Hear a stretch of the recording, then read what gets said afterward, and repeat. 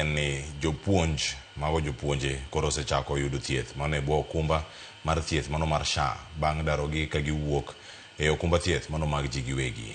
Okang' ma kamano koro nyiso winjruok mano e kind TSC kod Minet mano koro chopo e gikone ni mar sani koro chenro mag thieth mag jopuonj idhi bedo kata ka ichulo gi okumba mano mar SHA kende. Tendo osuptal mano ma Kenyatta oyango ni moko kuom jopuonj osechako yudo thieth e bwo SHA ka en odiochieng' mokwongo ma ichako kete tim. 42 teachers transited into the new scheme. And as at this morning, we also received 15 teachers who came to seek for treatment at Kenyatta National Hospital. And we have served them under the new scheme under SHA.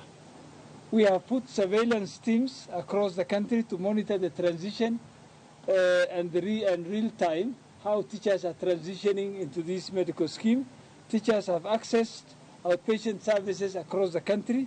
No teacher will miss out and on any treatment. We are hopeful that this insurance cover is going to solve several problems where teachers have been struggling in hospitals. A teacher is supposed to be admitted, but the insurer is saying treat as an outpatient.